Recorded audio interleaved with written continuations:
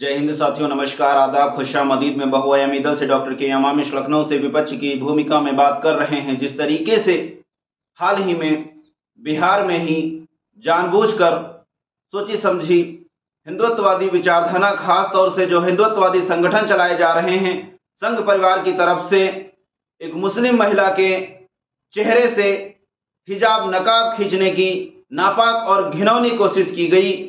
सीधे तौर पर मानव के अधिकार, इस्लाम के अधिकार, भारत की तरफ से दिए गए संविधान लोकतांत्रिक अधिकार पर एक कटाक्ष हमला है।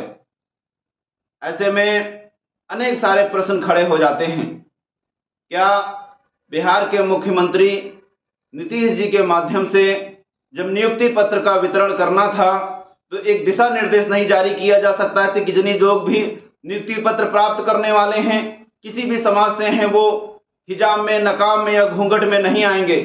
यदि आपको आइडेंटिटी चेक करनी थी तो आप कह भी सकते थे, स्वयं में आपको नकाब या हिजाब हटाने की क्या आवश्यकता। क्या आप विपक्ष को एक मुद्दा दे रहे हैं? क्या आप भारत में एक जानी समझी कंट्रोवर्सी खड़ा कर रहे हैं?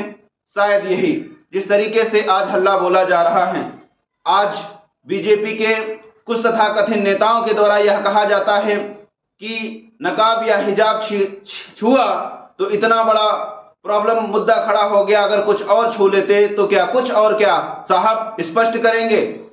गिरिराज जी का कहना है कि महिला नौकरी करे या जहन्नुम भाड़ में जाए। साहब, कोई आप एहसान नहीं कर रहे हैं।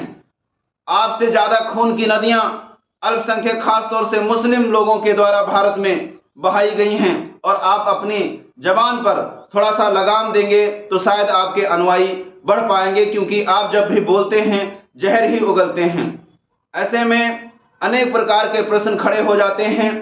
जब हिंदुत्ववादी संगठन के द्वारा लगातार मुस्लिम बच्चों की जो स्कूल में जाते हैं एक यूनिक ड्रेस आइडेंटिटी के साथ में हिजाब फ्री, नकाब फ्री मांग करते हैं, यह संघ परिवार के द्वारा करोड़ों रुपए बर्बाद करके ओयो सेंटर रेस्टोरेंट में मुस्लिम बच्चियों को ले जाकर बहलाकर उनका धर्म भ्रष्ट कराने का एक प्लान चलाया जा रहा हो, तब ऐसी एक बड़ी मंच से जहां पर लाखों की गैदरिंग हो, लाइव प्रसारण चल रहा हो, और वहां से आप समाज को एक मुस्लिम विरोधी, इस्लाम विरोधी, अल्पसंख्यक विरोधी एक मुद्दा को तूल दे रहे हों।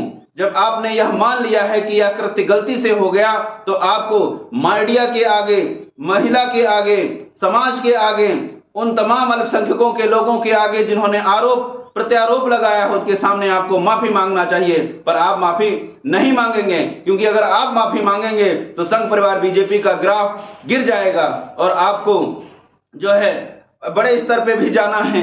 आप सदैव और सदैव घटिया कार्य करते रहते हैं। आपने सरेआम सदन में यह बताया कि जब लड़के बालिग हो जाते हैं तो बच्चे पैदा करने के लिए या रोमांस करने के लिए किस तरीके की घटनाएं करते हैं। आपको शर्म नहीं आई? आपने भरी सभा में जब राष्ट्रगान हो रहा था, मंच सजाया जा रहा था, राष्ट्रगान का अनावरण हो चुका, गाया जा रहा, आपके अधिकारियों ने आपको इशारा किया कि राष्ट्रगान चल रहा है, आपने सरेआम उसको अपमानित करने का काम किया।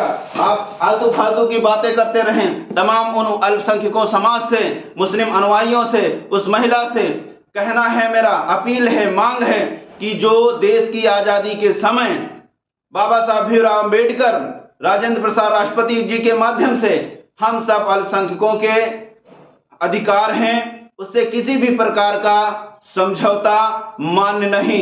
बिना किसी झिझक बिहार के मुख्यमंत्री नीतीश कुमार जी को उस महिला मुख्यमंत्री से और जनता से माफी मांगना चाहिए, अन्यथा आपके द्वारा धर्म विरोधी जो है एक कंट्रोवर्सी खड़ी की गई है, जिसके परिणाम बिहार की जनता आने वाले समय में आपको अवश्य देगी। बिहार के अनुयायी जो मुस्लिम समाज के लोग हैं, उनसे भी कहना है, सरकार पर दबाव बना के लिए आप जल्द से जल्द FIR करें, रोड पर उतरें, धरना प्रदर्शन आंदोलन करें, नहीं तो इससे एक मैसेज जाता है हिंदुत्ववादी संगठनों के जो विचार हैं, कृत्य हैं, वो और जो है बुलंद हो जाएंगे। निवेदन करूंगा, चिंतन मन करें। जय हिंद, इंकलाब जिंदाबाद, सत्यमेव जयते।